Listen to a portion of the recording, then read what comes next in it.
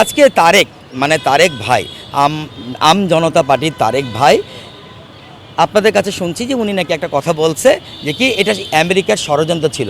ভাই ষড়যন্ত্র না, বাংলাদেশের জনগণকে আমেরিকা ওই সময় হেল্প করেছিল। আমি ষড়যন্ত্র বলবো না।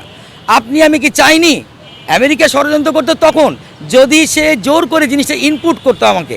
আরে ভাই, আমরা তো চেয়েছি যে শেখ হাসিনার মতো মহিলা চলে যাক। আমরা তো চেয়েছি 17 বছরের এই কারাগার, এই অন্তরিম কারাগার কেটে উঠুক, আমাদের যে বাক স্বাধীনতা ছিল আবার ফিরে আসুক।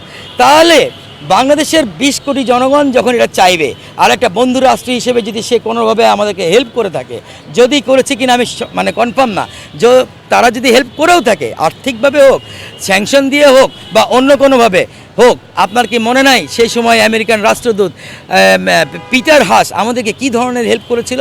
বাংলাদেশের যখন কোনো রাজনীতিবিদ, বিরোধী দলের রাজনীতিবিদ মুখ খুলতে পারতো না, পিটার হাস একাই কথা বলেছিল আওয়ামী লীগের বিরুদ্ধে, এবং এই কারণে পিটার হাসি কিন্তু জুতা পিটা করার মতো কাজ করেছিল। পিটার হাসি কিন্তু খিলগাঁয়ে আওয়ামী লীগের লোকজন কিন্তু ঘেরাও করে তার গাড়ি ভাঙচুর করার চেষ্টা করেছে। ওইখানে আপনার গোপালগঞ্জের ওখান থেকে, ফরিদপুরের ওখান থেকে এক চেয়ারম্যান পিটার হাসের চামড়া খুলে নেবে এই কথা বলেছিল। একটা মাননীয় ব্যক্তিকে, একটা সম্মানিত ব্যক্তিকে, রাষ্ট্রদূতকে আপনি এভাবে আচরণ করতে পারেন, এই কথা বলতে পারেন?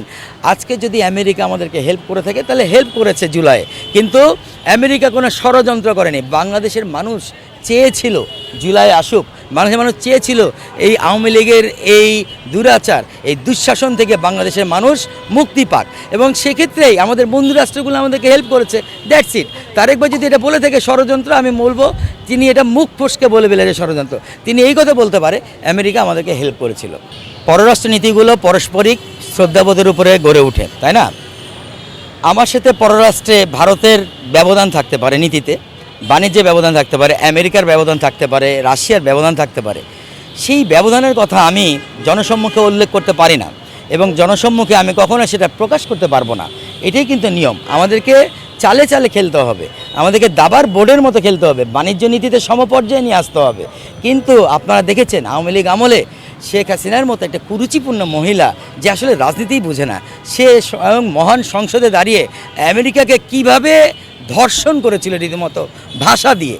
সে বলে দিয়েছিল যে আমেরিকা নাকি বাংলাদেশের সেন্ট মার্টিনকে চায়, আমেরিকা নাকি তাকে প্রেশার ক্রিয়েট করছে বাংলাদেশের অমুক জায়গা দিয়ে দেওয়ার জন্য। সে কি তো কোনো লিখিত দলিল প্রমাণ করতে পেরেছে, দিতে পেরেছে এই কথার এগেনস্টে?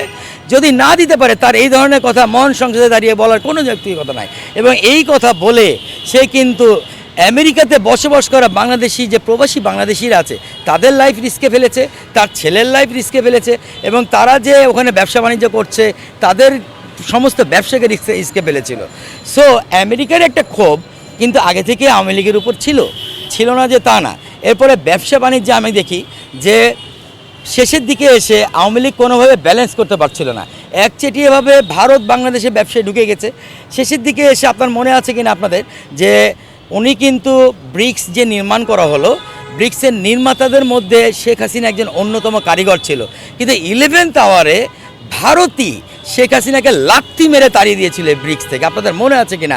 জো বাইডেন যখন ইন্ডিয়া ভ্রমণে আসলো, শেখ হাসিনা লাইন ভেঙে গিয়ে প্রায় 20 জনকে টপকে বাগানের মধ্যে, কোনো প্রেসিডেন্ট, ওয়ার্ল্ডের কোনো প্রেসিডেন্টকে এরকম করতে দেখেছেন আপনি? জো বাইডেনের সাথে দেখা করতে, কথা বলতে যাওয়ার জন্য তিনি 20-30 জনের পিছনে ছিল, সেই বাগানের লাইন ভেঙে সে জো বাইডেনের সাথে গিয়ে কথা বলতে গেছে। তার মেয়ে, এবং সে জো বাইডেনের সাথে সেলফি তুলে সারা বাংলাদেশকে দেখাতে চেয়েছিল আমেরিকার সাথে আমার কত ভালো রিলেশন, কিন্তু আদতে কিন্তু আমেরিকার সাথে তার কোনো কুল রিলেশন ছিল না, বরং সে আমেরিকার সাথে রিলেশনটা খারাপ করে গেছে।